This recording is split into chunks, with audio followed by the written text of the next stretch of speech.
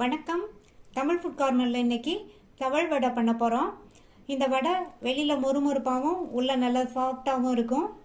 மற்ற வடைகளை மாதிரி இல்லாமல் இந்த வடையில் 4 வகை பருப்போட அரிசியும் சேர்த்து அரைச்சி பண்ணியிருக்கிறதுனால சூப்பராக இருக்கும் டேஸ்ட்டு. இப்போ எப்படி பண்ணுறதுன்னு பார்க்கலாம். வடைக்கு ஊற வைக்க வேண்டியதை ஊற வச்சுக்கலாம். இந்த பவுலில் 1/2 கப் கடலைப்பருப்பு சேர்த்துக்கலாம். 1/2 கப் துவரம்பருப்பு. கடலைப்பருப்பும் துவரம்பருப்பும் 100 கிராம் இருக்கும். 1/4 கப் உளுந்தம்பருப்பு சேர்த்துக்கலாம். இந்த உளுந்தம்பருப்பு 50 கிராம் இருக்கும். இதை 2-3 தடவை வாஷ் பண்ணிவிட்டு இது கூட பருப்பு முங்குற அளவுக்கு தண்ணி சேர்த்து கூடவே 4 காஞ்ச மிளகாவையும் சேர்த்து 3 மணி நேரம் ஊற வச்சுக்கலாம். இந்த மாதிரி காஞ்ச மிளகாவை பருப்போடு சேர்த்து ஊற வச்சிட்டோம்னா நம்ம அரைக்கும் போது ஈஸியாக அரைப்பட்டுரும். அடுத்து இன்னொரு பாத்திரத்தில் 1/2 கப் பாசிப்பருப்பு சேர்த்து இதையும் 2-3 தடவை வாஷ் பண்ணிவிட்டு 3 மணி நேரம் ஊற வச்சுக்கலாம். நம்ம சேர்த்த பாசிப்பருப்பு 100 கிராம் இருக்கும். அடுத்து இன்னொரு பவுலில் 1/4 கப் புழுங்கல் அரிசியும் 1/4 கப்பு பச்சரிசியும் சேர்த்து இதையும் 2-3 தடவை வாஷ் பண்ணிவிட்டு 3 மணி நேரம் ஊற வச்சுக்கலாம். நம்ம இப்போ வடைக்கு 1/2 கப் கடலைப்பருப்பு, 1/2 கப் துவரம்பருப்பு, இந்த 1/4 கப் உளுந்தம்பருப்பும் இந்த பவுலில் சேர்த்து ஊற வச்சுருக்கோம். இதில் 1/2 கப்பு பாசிப்பருப்பு ஊற வச்சுருக்கோம். இந்த பவுலில் 1/4 கப்பு புழுங்கல் அரிசியும் 1/4 கப் பச்சரிசியும் ஊற வச்சுருக்கோம். எல்லாமே 3 மணி நேரம் ஊறட்டும். ஊறினதுக்கப்புறம் பார்க்கலாம். எல்லாமே 3 மணி நேரம் ஊறிடுச்சு. இந்த ஊற வச்ச காஞ்ச மிளகாவை தனியாக எடுத்து வச்சுட்டு இது எல்லாத்தையுமே ஒரு வடிகட்டியில் சேர்த்து இதில் உள்ள தண்ணியை கம்ப்ளீட்டாக வடித்து எடுத்துக்கலாம். இப்போ எல்லாத்தையும் இந்த வடிகட்டியில் சேர்த்துக்கலாம். அடுத்து ஊற வச்ச புழுங்கல் அரிசி, பச்சரிசி ரெண்டையும் சேர்த்துக்கிறேன். அடுத்து ஊற வச்ச பாசிப்பருப்பு. இப்போ இந்த அரிசி பருப்பில் உள்ள தண்ணியெல்லாம் நல்லா கம்ப்ளீட்டாக வடிஞ்சிருச்சு. இந்த பாசிப்பருப்பில் இருந்து மட்டும் கொஞ்சமாக எடுத்து வச்சுக்கலாம். தண்ணியெல்லாம் கம்ப்ளீட்டாக வடித்து எடுத்துட்டேன்.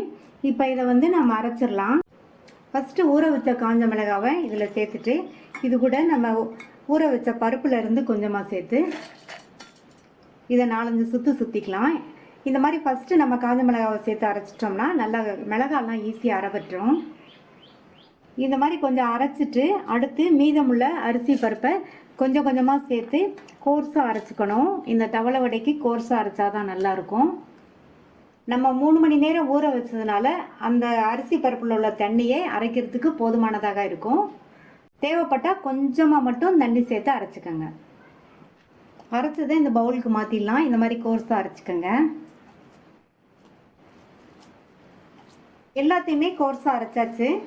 அடுத்து இது கூட நம்ம பாசிப்பருப்பு கொஞ்சம் தனியாக எடுத்து வச்சோம் இல்லையா, அதை சேர்த்துக்கலாம்.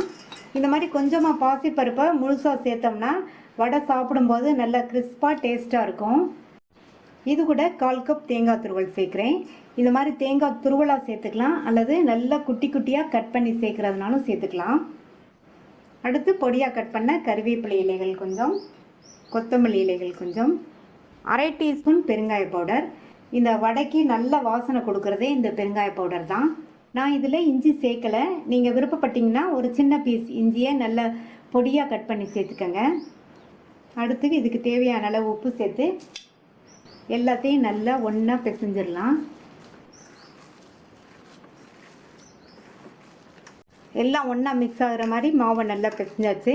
மாவு கொஞ்சம் தளன்னு இந்த மாதிரி இருக்கணும். இப்போ இந்த வடையை நம்ம உடனே சுடுறதுனாலும் சுடலாம், அல்லது 1/2 மணி நேரமோ 1 மணி நேரமோ ஊற வச்சும் சுடலாம். நான் இப்போ உடனே சுட போகிறேன். வடையை தட்டுறதுக்கு நான் ஒரு பிளேட்டில் பட்டர் ஷீட் போட்டு வச்சுருக்கேன். நீங்கள் இதுக்கு பதில் வாழை இலை இருந்தாலும் எடுத்துக்கோங்க. நம்ம ரெடி பண்ணி வச்ச வடை மாவுலேருந்து இந்த அளவு மாவு எடுத்திருக்கேன். இதை இந்த பட்டர் ஷீட் மேலே வச்சுட்டு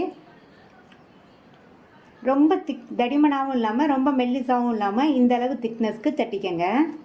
இந்த மாதிரி தட்டிட்டு ஓரங்கள்லாம் நல்லா இந்த மாதிரி லெவல் பண்ணி விட்டுக்கோங்க.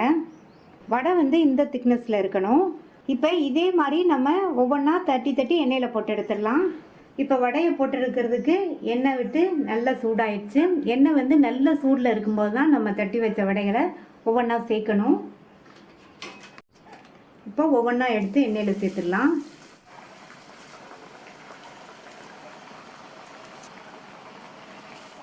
வடையை சேர்த்ததுக்கப்புறமா தீயை குறைச்சி வச்சுருங்க. மீடியம் ஃப்ளேமில் இருக்கட்டும்.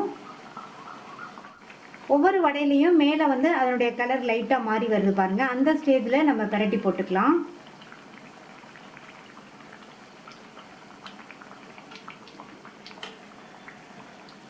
இந்த மாதிரி பிரட்டி போட்டு நல்லா கோல்டன் ப்ரௌன் வந்ததுக்கப்புறமா எடுக்கலாம். இந்த வடை வந்து மற்ற வடையை விட வேகிறதுக்கு கொஞ்சம் நேரம் ஆகும்.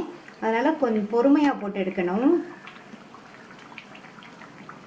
வடை ஃப்ரை ஆகிட்டு இருக்கும்போதே நல்ல ஒரு வாசனையாக இருக்குது. இந்த வடை வந்து சாப்பிட்றதுக்கு சூப்பராக இருக்கும். இப்போ வடை பிரட்டி போட்டு நல்லா கோல்டன் ப்ரௌனாக வந்துடுச்சு. இப்போ இந்த வடையை எடுத்து ஒரு பிளேட்டுக்கு மாற்றிடலாம்.